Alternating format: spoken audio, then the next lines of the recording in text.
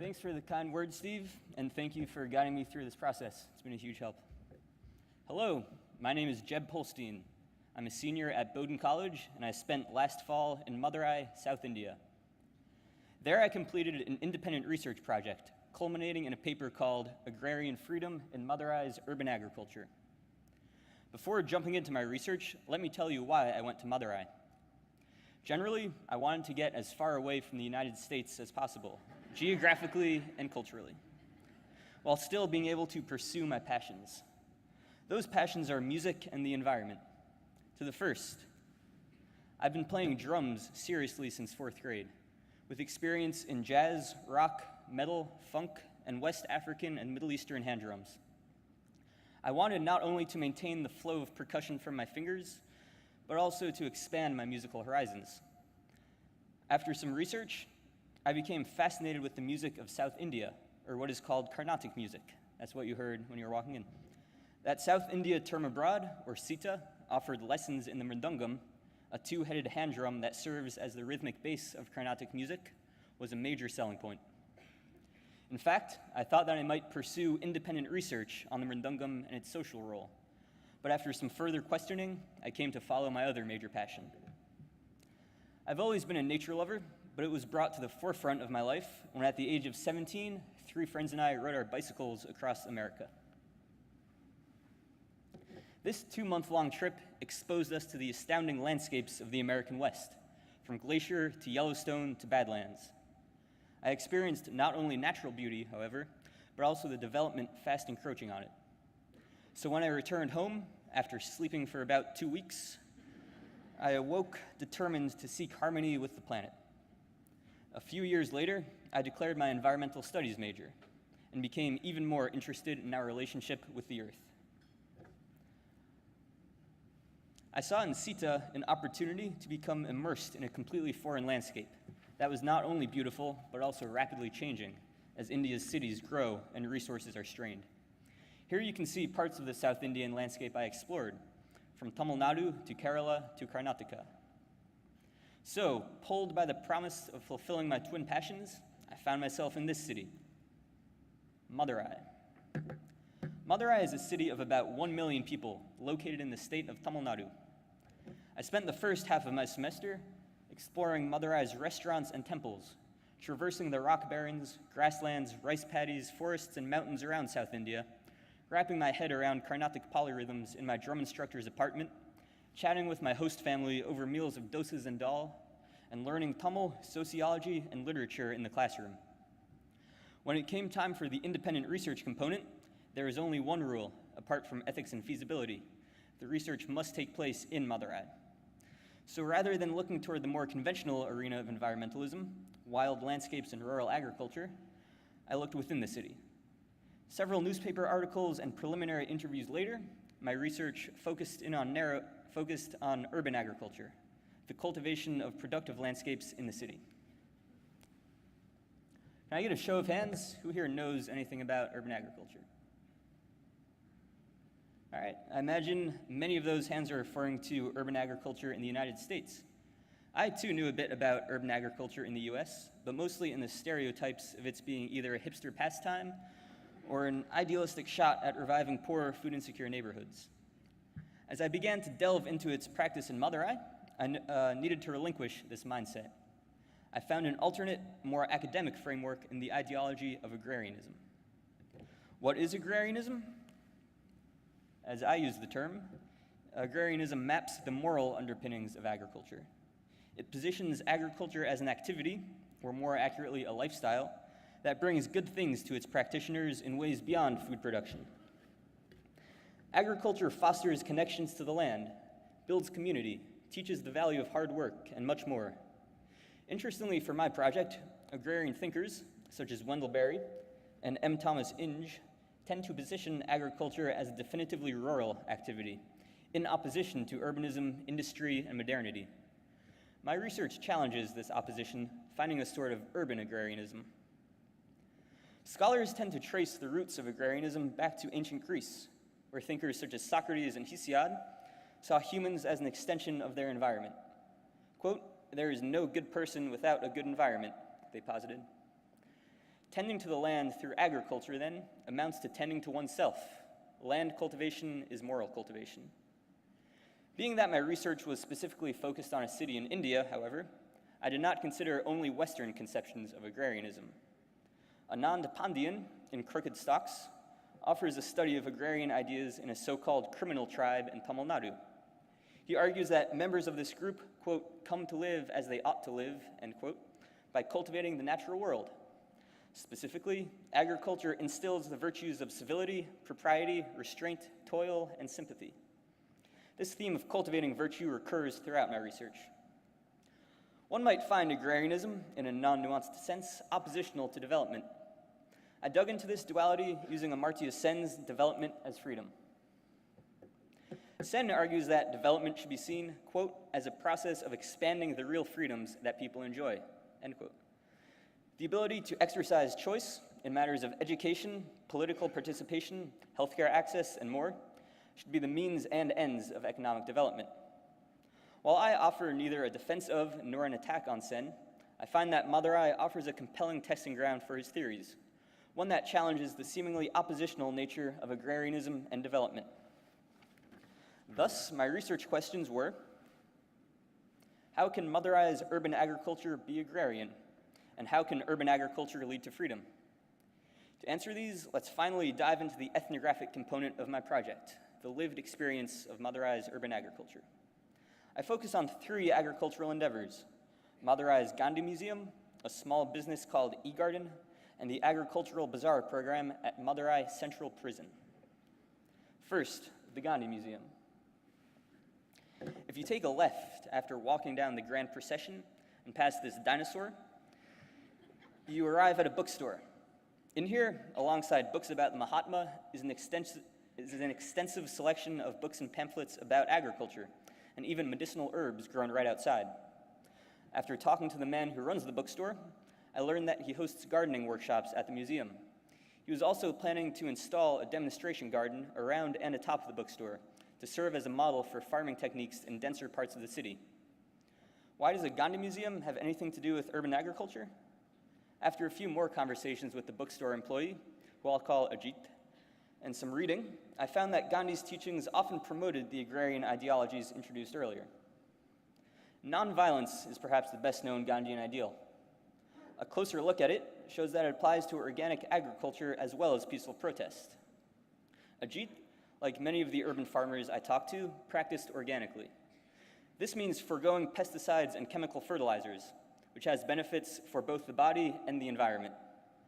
Vandana Shiva, a prominent Indian scholar, wrote a book arguing that the Green Revolution, which popularized pesticides, chemical fertilizers, and GMOs in pursuit of higher crop outputs, constituted a major act of violence against people and the land.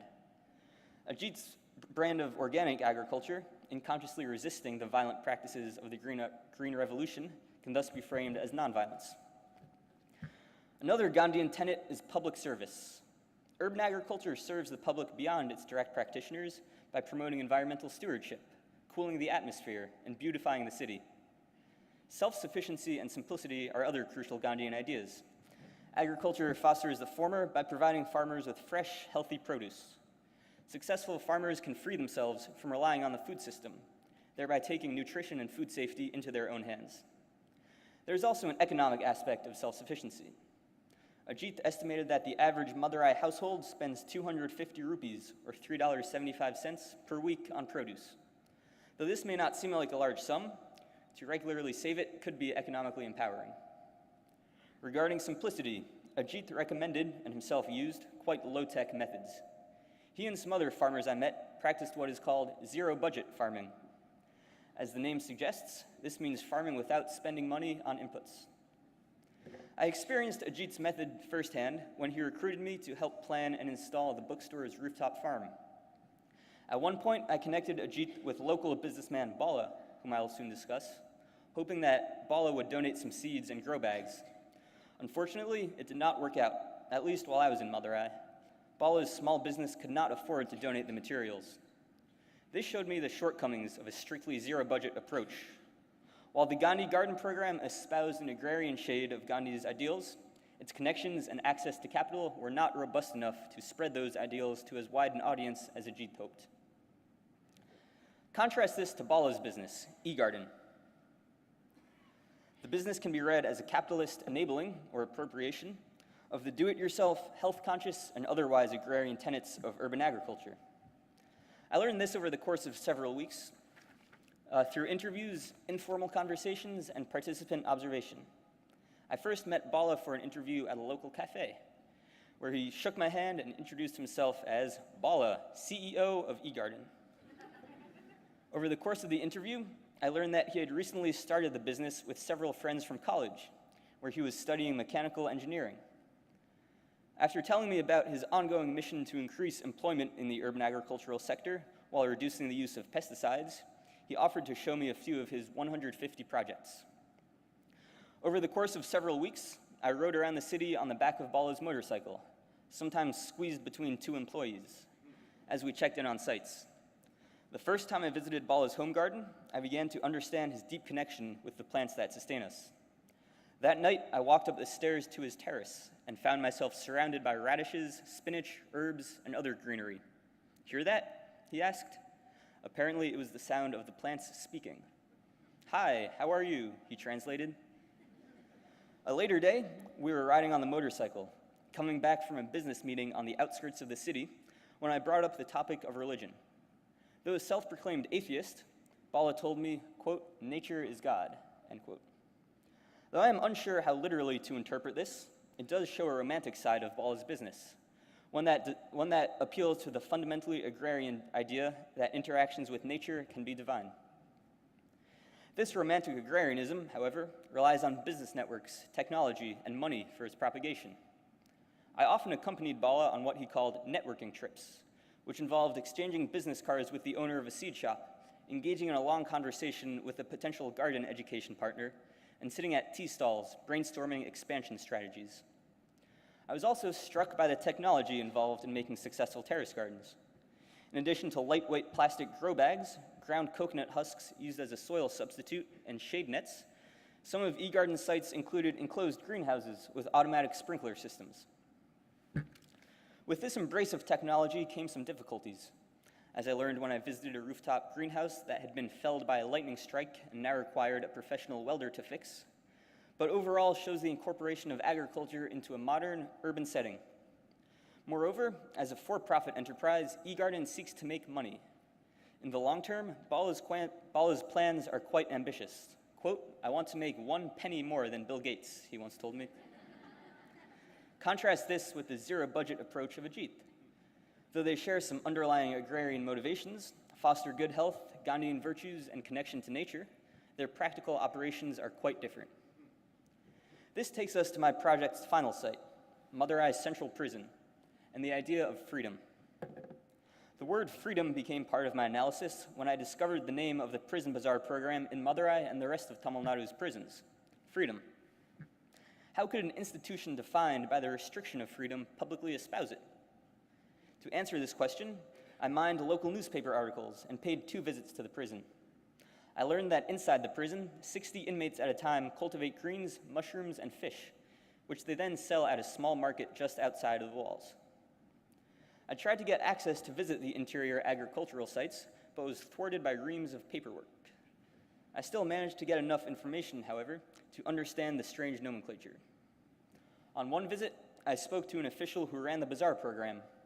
We sat on a bench, were served sodas, and began to talk. When I asked him directly why the initiative was called Freedom, he answered by telling me that the man who had just served me a Fanta, a slim, older man in a lungi and a brown tank top, was an inmate. For this man, making unpredictable interpersonal connections, however shallow, with those outside of prison was a sort of escape. Complementing the interpersonal escape is an economic aspect. Serving as vendors allows inmates to integrate themselves into Madurai's economic network. This integration is not complete, as vendors and cultivators are paid for their labor not in cash, but in credits, worth 20% of the profits that they can then spend at the bazaar. But through this purchasing power, inmates gain some sense of economic freedom.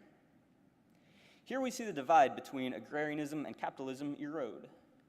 Economic participation itself becomes an agrarian virtue, one that brings freedom to incarcerated farmers and vendors. Inmates gain uncertainty and choice as they gently build connections with the outside world.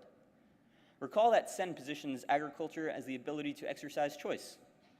Madurai's inmates do just that as they come to ask questions such as, who will I see? What will I work on? And how should I spend my credits? Zooming out, it looks like the other two agricultural schemes I discussed operate similarly. By farming, urbanites build connections among people, which enable traditionally agrarian connections to land.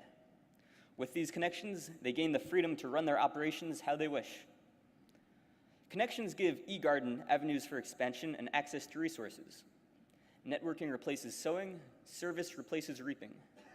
For the Gandhi Museum, an inability to integrate its garden into the city's economic network became a considerable obstacle to disseminating its agrarian values. In Madurai's urban agriculture, then, morality and economy are inseparable, even mutually enabling. On one level, urban agriculture in Madurai is an adaptable way to realize different benefits. It can spread Gandhi's teachings, start a business, or grant relief from prison isolation. On a more theoretical level, it shows the integration of morality and economy in a developing city. Note that one does not have to wholeheartedly accept SEN's development as freedom in order to come to the conclusions that I did. Must freedom be an inherent good? Any answer to this question will be affected by underlying economic assumptions. Capitalism values individual choice above most else, while a more socialist system might prioritize meeting other needs. This relativity, however, counts as further evidence that morality and economy are intertwined. I came home after excursions in Sri Lanka and North India, still fascinated by urban agriculture. I have since worked on research projects exploring rooftop farm potential in Portland, Maine, which involved my making these maps and many others, and the role of urban agriculture in Detroit's revival pictured. I hope to make a career of sustainable urban planning, leaving room for the innovative development of urban agriculture. Given the current political climate in the US, India, and elsewhere, urban agriculture may be a potent way for citizens to take matters into their own hands. While not a panacea, I suspect that urban agriculture will have ongoing theoretical and practical importance. Thank you all for listening. Thank you to the Forum for recognizing my work, and a special thanks to everyone at SITA for making this project possible.